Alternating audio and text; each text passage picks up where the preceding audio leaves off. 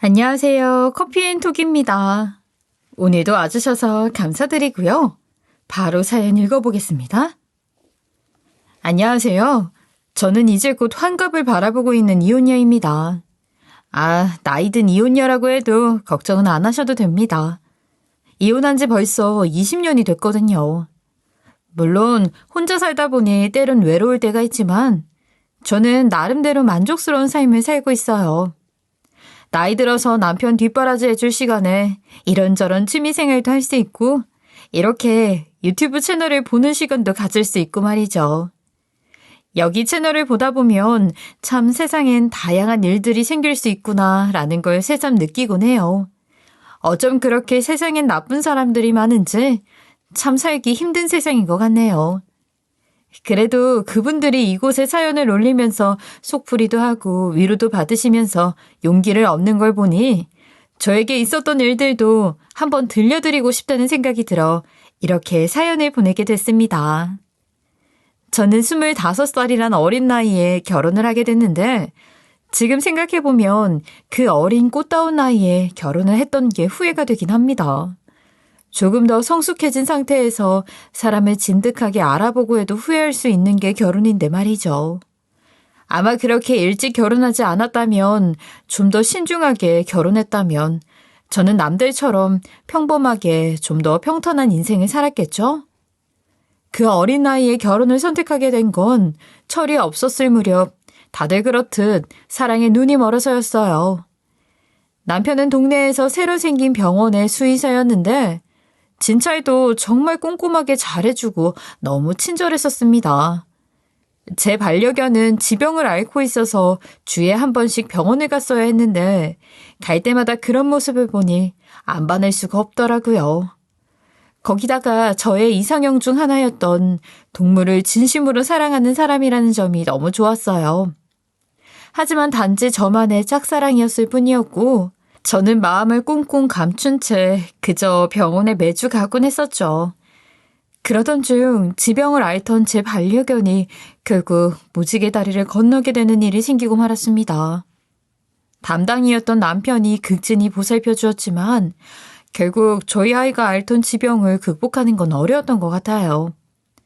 저야 당연히 힘든 시기였는데 의외였던 건 담당 수의사였던 남편도 많이 힘들어했단 점이었어요. 아마 매주 갔었다 보니 남편도 저희 아이에게 정이 많이 들기도 했었고 자신이 책임지던 아이가 처음으로 무지개 다리를 건너니 죄책감도 컸었나 봅니다. 그 이후로 저는 남편의 병원에 갈 일은 없었지만 밖에서 약속을 잡고 만나는 사이가 됐어요. 서로 힘든 감정을 공유하고 위로하는 술자리를 갖기 시작했던 거죠. 그러다 보니 남편도 저에게 연애의 감정을 갖기 시작했고 저희는 결국 자연스럽게 연인으로 발전하게 되더군요. 그런데 남편은 결혼을 빨리 하고 싶어 했어요. 남편은 동물을 좋아하는 만큼 아이도 좋아했는데 빨리 우리의 아이를 갖고 싶다고 하더군요. 저 역시 굳이 서로 이렇게 잘 맞는데 결혼을 미룰 필요가 뭐 있나? 라는 생각이 들면서 결국 25살의 나이에 결혼을 하게 되고 26살에 바로 아들을 낳게 되었습니다. 지금 생각하면 어리석은 선택이었지만 어쨌거나 그 당시엔 행복했어요. 저희 가족은 육아라는 게 힘들다는 생각조차 들지 않았고 아들 한 명과 반려견 하나를 새로 키우면서 집에는 웃음꽃이 끊이질 않았습니다. 그렇게 아들이 중학교를 올라가던 해까지 저희 집도 남편과 저의 관계도 아무런 문제는 없었죠. 그런데 아들이 중학교를 올라갈 때쯤 남편이 동물병원에서 애견 미용사를 한 명 고용하게 되었는데 그때부터 제 결혼 생활은 파탄이 나기 시작하더군요. 그 애견 미용사는 22살의 젊은 여자였는데 처음에는 사실 아무 생각도 없었어요. 그냥 남편의 병원에서 일하던 사람들 중 한 사람, 딱 그 정도로만 생각했었죠. 젊고 예뻐서 부럽다, 혹은 참 참하게 생겼다 정도는 생각했던 것 같네요. 그런데 그 애견 미용사는 저에게 뭔가 친절하진 않더군요. 인사도 뭔가 건성으로 하는 것 같고 저를 바라보는 눈빛도 뭐랄까 약간 경계의 눈빛? 그런 느낌을 받게끔 했습니다. 그래서 저는 남편에게 이번에 새로 들어온 애견 미용사분 좀 불친절하지 않냐고도 물어봤었는데 남편은 손님들에게 친절하다는 평이 많다고 하면서 일 잘하는 것 같은데 왜 그러냐고 하더군요. 혹시 어려서 질투하는 거 아니냐는 소리도 하고요. 저는 아니라고 저한테 좀 틱틱대는 것 같다고 말해줘도 남편은 제 말을 귀담아 듣지 않았습니다. 조금 찝찝하긴 했는데 뭐 어차피 다른 사람들의 평은 좋다고 하니 신경 끄기로 했어요. 제가 저도 모르게 갑의 위치에서 그 사람을 바라보는 걸 수도 있었던 데다가 어찌됐든 저랑 자주 보는 것도 아니고 크게 상관 있는 사람이 아니기도 하니까요. 그런데 그 이후로 몇 달이 지난 어느 날 저는 충격적인 장면을 목격하게 되었습니다. 그날은 유난히 더운 날이었는데 냉면이 유난히 땡기더라고요.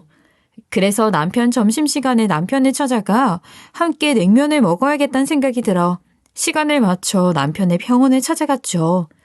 그런데 남편의 병원을 찾아가자 남편은 이미 밥을 먹으러 조금 전에 나간 상태라고 하더군요. 저는 미리 연락을 하지 않고 왔던 걸 후회하면서 빨리 남편을 쫓아가 보기로 했어요.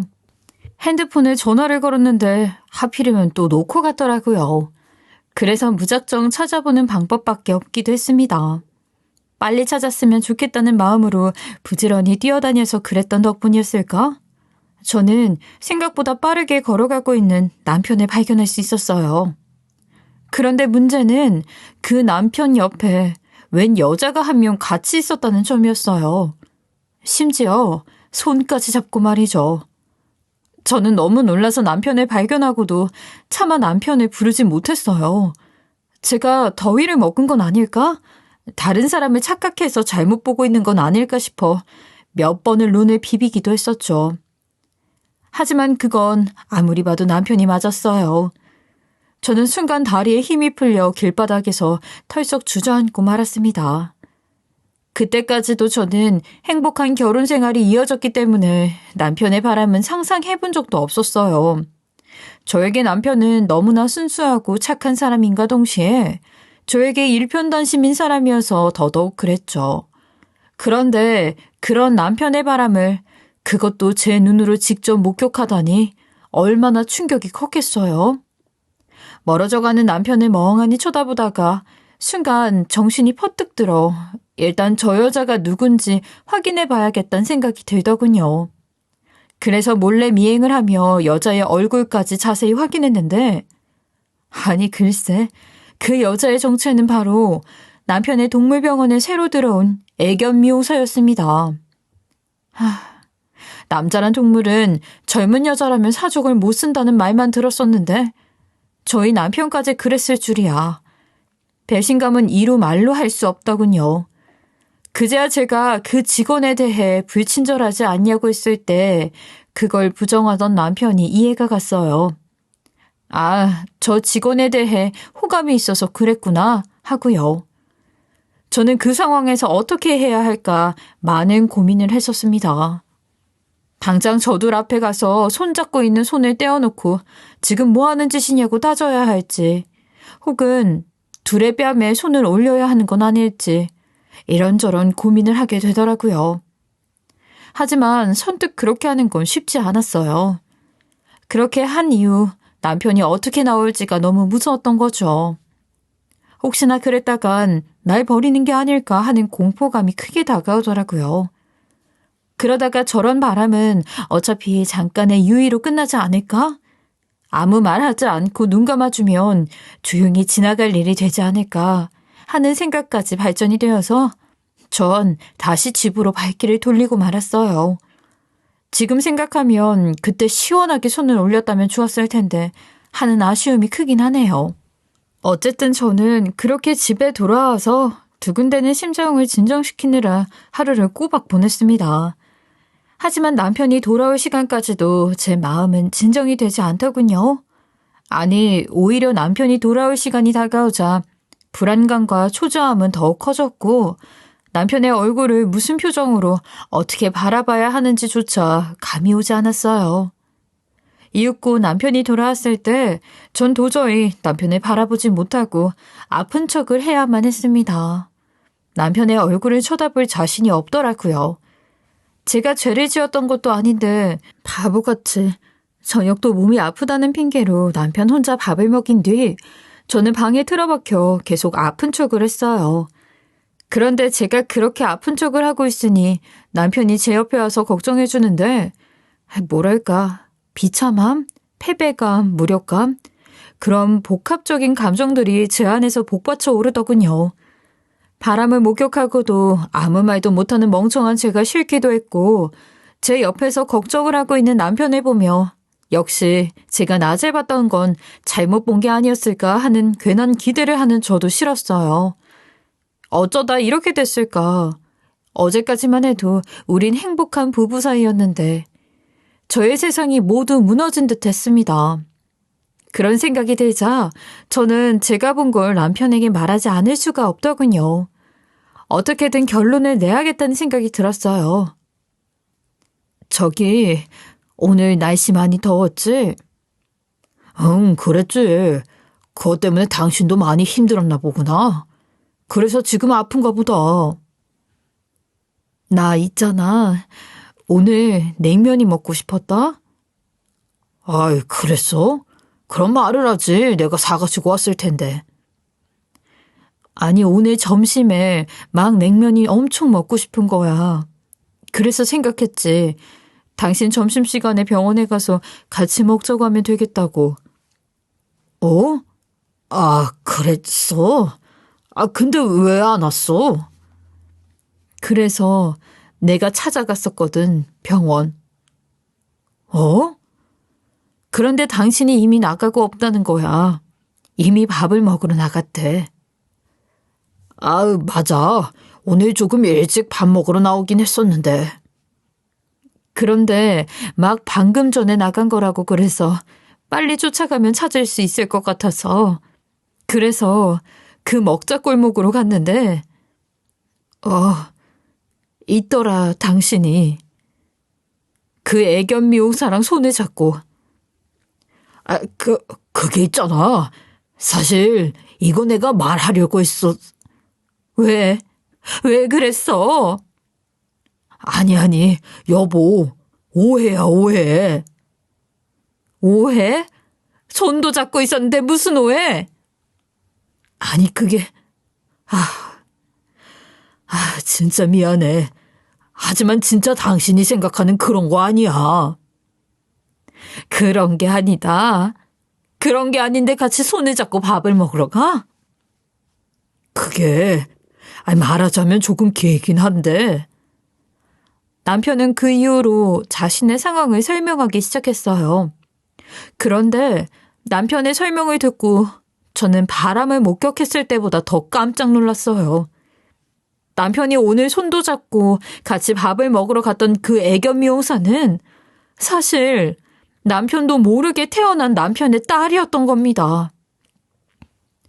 내가 17살 때 여자친구가 있었는데 그때 좀 호기심이 왕성하기도 했었고 그래서 그런 걸 하기도 했었거든. 그런 거라니? 그 잠자리를 가졌단 소리지. 그런데 갑자기 그 얘기는 왜? 계속 들어봐. 그런데 그때 여자친구와는 얼마 안 가서 헤어졌단 말이야. 그리고 난 이사를 가면서 다신 그 애를 보진 못했고 그래서 사실 아예 잊고 살기도 했었는데 당신도 알다시피 그 애견 미용사가 우리 병원에 온 거야. 처음엔 정말 그냥 애견 미용사를 고용한 것뿐이었어. 그리고 그 애견 미용사가 날 엄청 잘 따르길래 직원 잘 뽑았다는 생각만 했었지. 그런데 얼마 전에 애견 미용사가 나보고 그러더라. 이미영이라고 혹시 아냐고. 이미영? 응, 이미영. 난 처음엔 누굴 말하는 건가 했어. 그래서 모르겠다고 했지. 그랬더니 그 애견 미용사가 막 울먹거리면서 그러는 거야. 고등학교 때를 잘 생각해 보라고. 그럼 생각날 거라고. 그래서 막 생각을 하다 보니까 그 좀 전에 말한 잠자리 가졌던 여자친구가 생각이 나더라고. 그의 이름이 이미영이었거든. 그래? 아니, 그런데 그 애견 미용사가 당신 옛날 여자친구를 어떻게 알아? 그래, 그게 문제지. 애견 미용사가 그 아이를 어떻게 알겠어. 그래도 내가 아는 이미영은 그 아이밖에 없었으니까. 옛날에 잠깐 만났었던 여자친구 중에 이미영이라는 사람이 있긴 했다고 했더니 그랬더니 자기 엄마라고 하더라고. 뭐? 자기 엄마래. 그리고 그 아빠가 나였고. 뭐라고? 아빠가 나래. 그러니까 그때 임신이 되었던 거고, 그것도 모른 채로 헤어지고 난 이사까지 가면서 연락이 끊겼던 거지. 그 시절엔 사실 연락할 수 있는 방법이 없었잖아. 핸드폰도 없던 시절이니까. 내가 이사간 주소를 알려줬던 것도 아니고.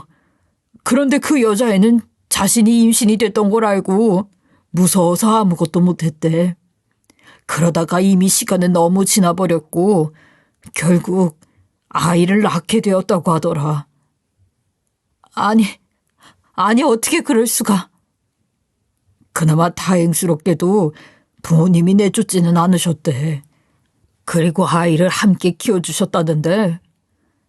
그러니까 그렇게 자란 아이가 지금 그 애견 미용사라는 그 소리지? 응. 아니, 그래도 너무 이상하잖아.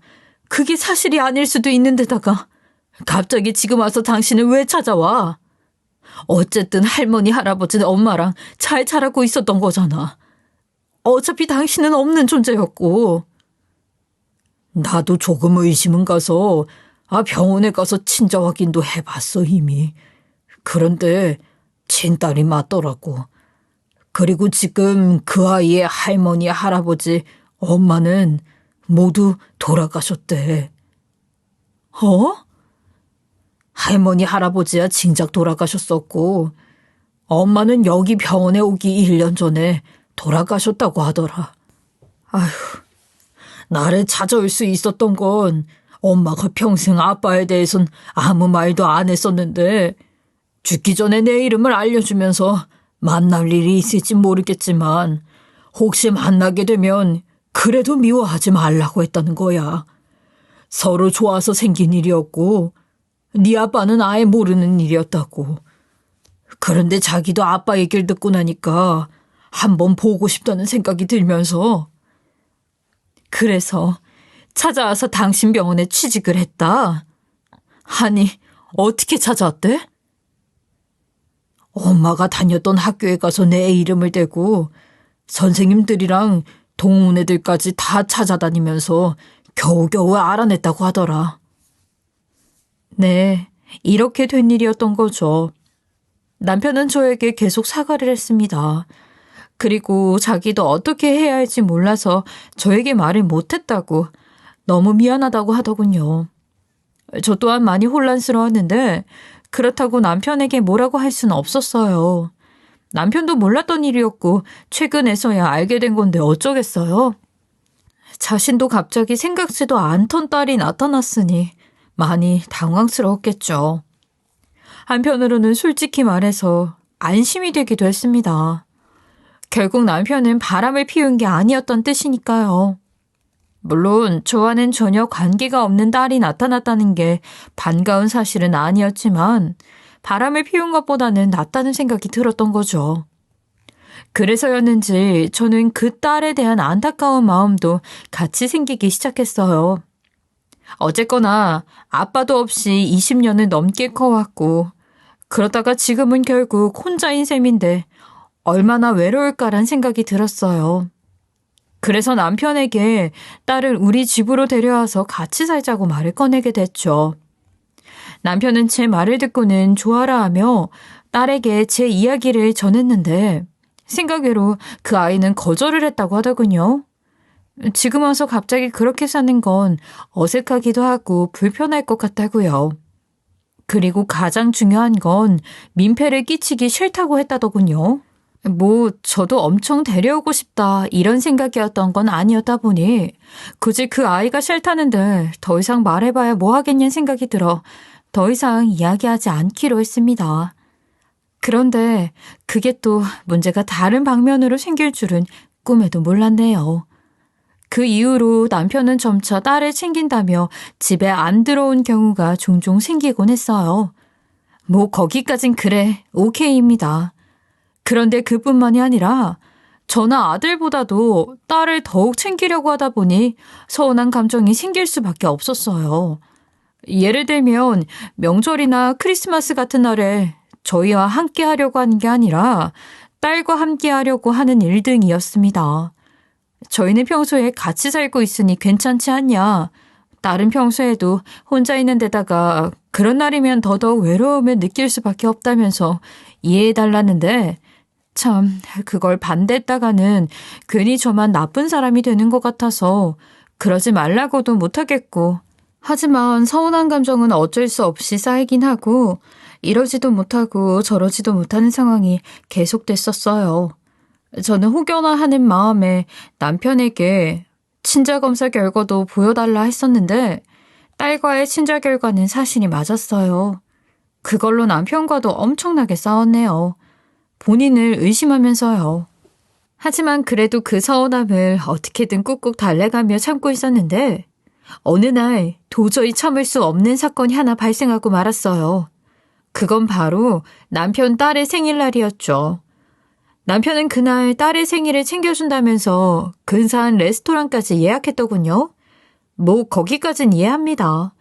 그런데 하필 그날 아들이 교통사고를 당하고 만 거예요. 아들이 현재 교통사고를 당해 입원해 있다고 병원에 연락이 왔는데 저는 하늘이 무너지는 심정이었어요. 저는 급하게 병원을 가차비를 한 뒤 남편에게도 연락을 했어요. 아들이 지금 병원에 입원해 있으니 빨리 오라고요. 그런데 그 상황에서 남편이 하는 말, 그래? 그런데 어쩌지? 오늘이 딸 생일인 거 당신도 알잖아. 거기다 축하해 주려고 예약도 잘 안 되는 곳 겨우 예약한 거라 안 가기가 좀 그런데. 지금 제정신으로 하는 소리야?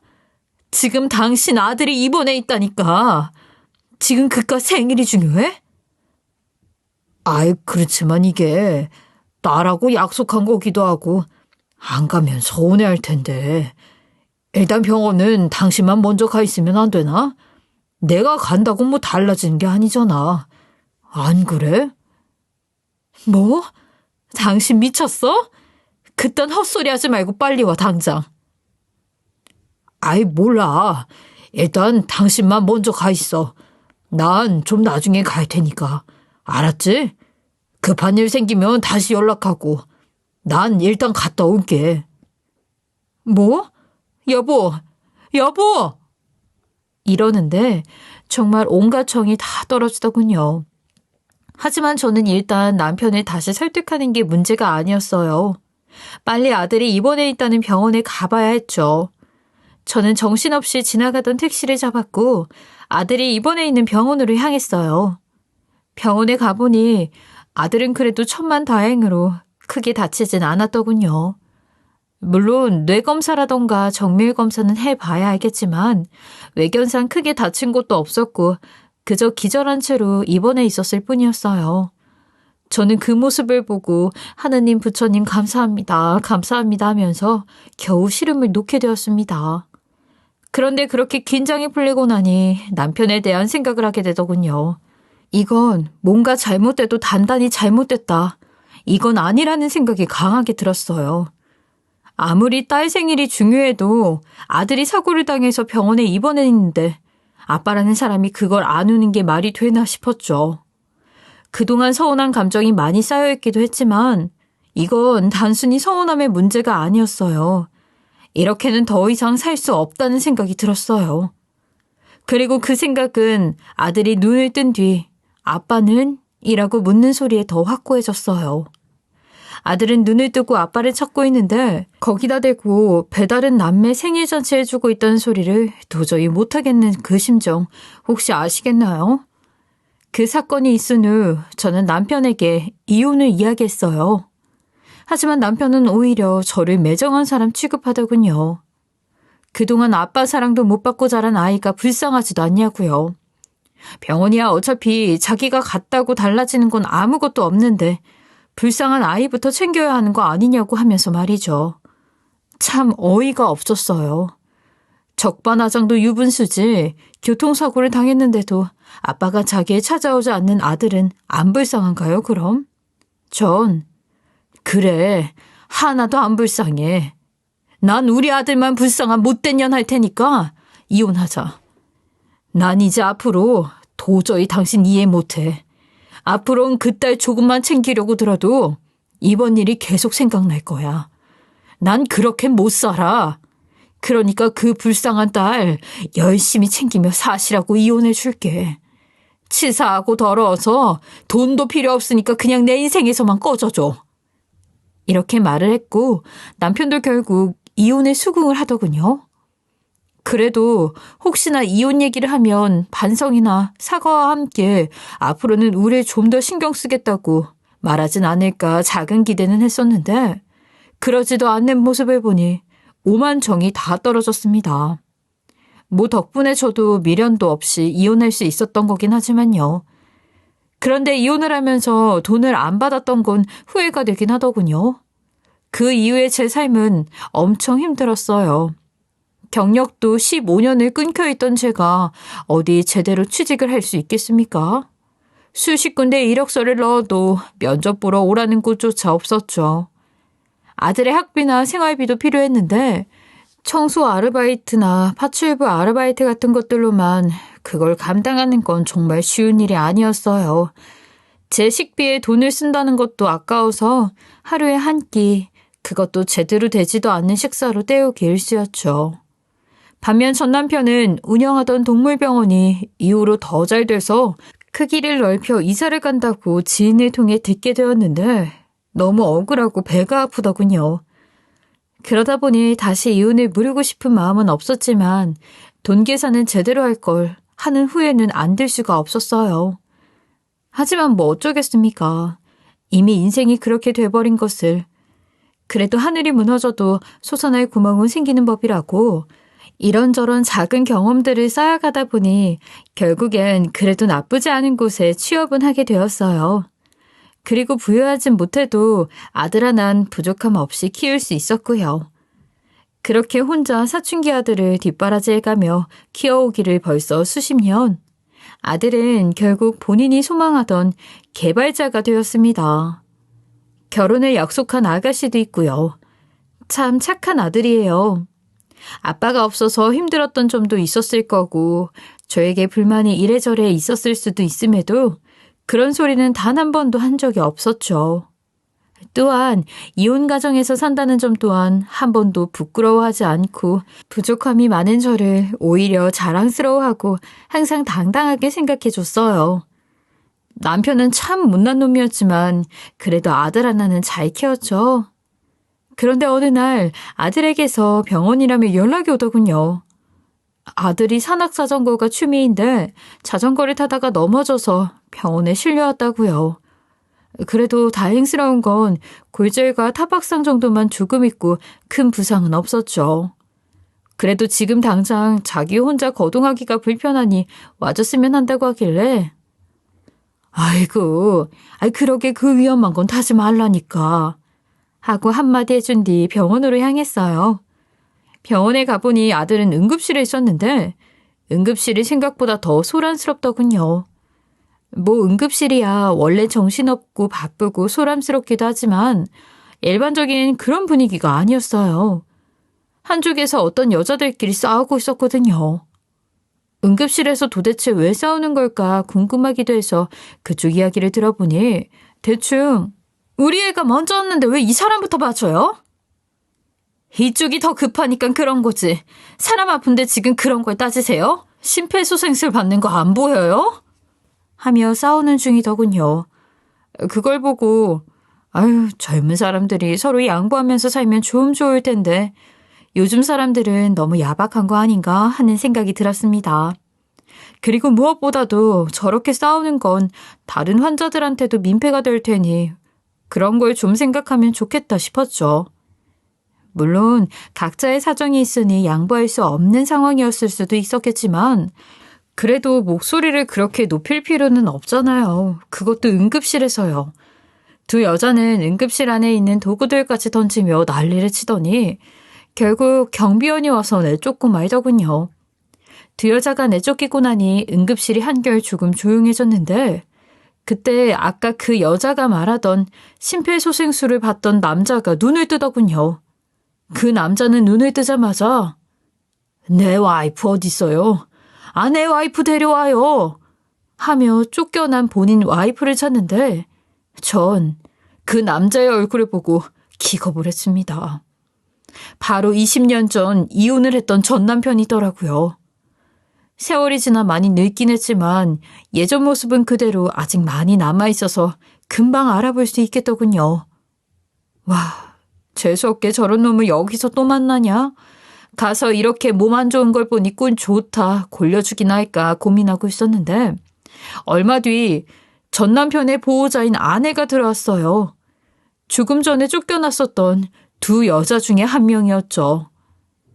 딸 사랑이 그렇게 지극했는데도 수유사라고 재혼은 또 하긴 했나 보네 싶어 어떤 여잔지 얼굴이나 자세히 보려고 그 여자 얼굴을 유심히 살펴봤는데 전 또 한 번 기겁을 하고 말았어요. 그 여자는 저도 아주 잘 알고 있었던 여자였어요. 바로 저와 전 남편을 이혼하게 만들었던 전 남편의 그 딸이었었죠. 전 남편은 자신의 딸에게 와이프라고 하며 병원에서 둘이 껴안고 볼을 맞대고 아주 지랄 발광을 하더군요. 전 그 모습을 보고 저게 무슨 상황인가 싶었어요. 저건 분명 그때 그 딸인데 딸에게 와이프라고 부르고 있는 모습이 전혀 이해가 안 가는 거예요. 그래서 한동안 멍하니 그 모습을 바라보고 있다가 퍼뜩 아, 내가 속았던 거구나 하는 생각이 들면서 저는 눈이 뒤집혔습니다. 그리고 그 둘에게 다가가 이게 무슨 상황이냐면서 온갖 난리를 쳤죠. 너희들이 날 속였어? 똑바로 말해. 너희들 무슨 관계야? 딸이라며. 나한테 분명 딸이라고 했잖아. 지금 왜 와이프라고 하고 있는 거야? 지금 내가 생각하고 있는 그게 맞아? 어? 빨리 말하라고 이 잡것들아! 아니, 그게... 전 남편은 어떻게 둘러댈지 잠시 고민을 하는 듯 하더니 제가 난리를 치며 재촉하자 이내 체념하고 모든 사실을 털어놓았습니다.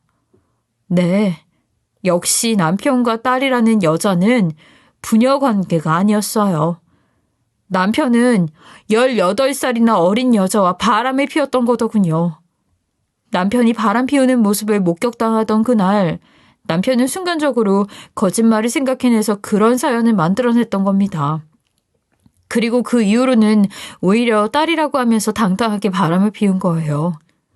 딸을 보살핀다는 명목하에 집에 들어오지 않았던 것들, 친자관계 서류를 위조한 것들 모두 다 바람을 피우기 위해 했던 것들이었죠.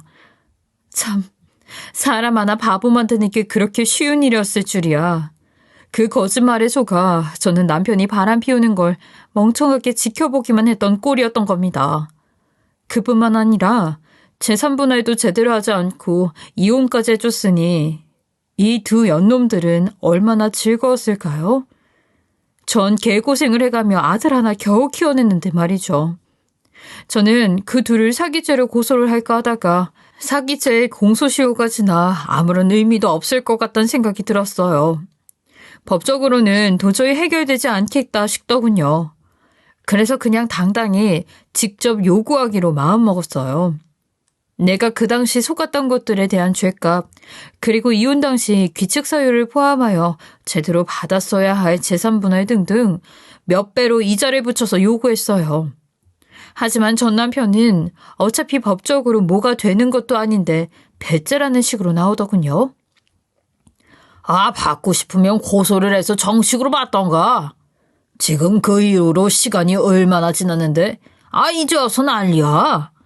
어차피 난 지난 일이잖아. 그리고 서로 남남이나 다름없는데, 모른 척 하면서 살자고. 그게 누이 좋고 매부 좋은 일 아니겠어? 뭐 조금 미안한 감이 있기는 하지만, 금전적으로 보상은 못해. 사과하니까 됐지? 됐긴 뭐가 됐습니까? 전 그럼 좋다. 내가 어떻게 나오는지 보자 라고 한 뒤 전 남편이 운영하는 동물병원을 찾아갔어요. 다행히 한 번 확장 이전을 한 뒤로는 또 옮기진 않았더군요. 그곳은 24시간으로 운영을 하고 있었는데 전 그 앞에 텐트까지 쳐놓고 24시간 농성하며 시위를 했어요. 여기 원장은 20여 년 전 아내와 아들을 버리고 바람을 피웠습니다. 바람 관계를 부녀지간이라고 속이기까지 하여 오히려 당당히 밀월 관계를 즐겼고 재산분할조차 제대로 하지 않았던 파렴치 아닙니다. 라는 피켓을 들고 말이죠. 처음에는 오히려 저를 신고하려고 하더군요. 영업방해니 어쩌니 하면서요. 하지만 이미 눈이 뒤집혀졌는데 그런 거에 제가 포기할 리가 없죠. 전 오히려 적반하장의 태도를 보이고 있는 것까지 포함하여 계속해서 시위를 했어요. 그러기를 한 2주쯤 지나자 결국엔 그쪽에서 포기를 하더군요. 저는 제가 요구했던 모든 금액을 받아낼 수 있었어요.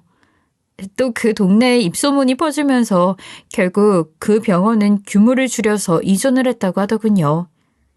하긴 그런 원장이 있는 병원에 누가 사랑하는 반려동물들을 맡기겠어요? 그 이후로 손님이 있을 리가 없죠. 거기다 쪽팔리기도 했을 거고요.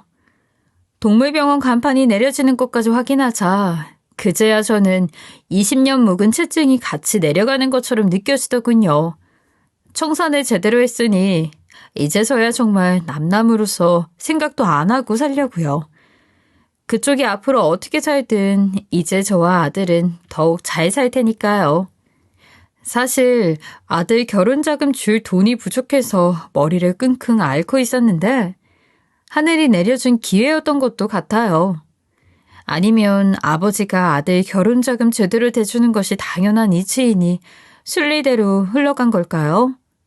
어찌됐든 이제 저는 앞으로 그들을 영영 잊고 저와 아들의 행복에만 집중해서 살아갈 겁니다. 아들이 어서 빨리 결혼하고 손주를 보여줬으면 좋겠네요. 여러분, 세상엔 거짓이라는 게 없어요. 시간이 얼마가 지나든 사실은 밝혀지게 되어 있어요. 다들 억울한 일을 당하시더라도 포기하지 마시고 끝까지 힘내시길 바라겠습니다. 저의 이야기 들어주셔서 감사합니다. 지금까지 커피앤톡이었습니다. 오늘도 끝까지 함께해 주셔서 감사하고요. 다음 영상으로 또 찾아뵙겠습니다.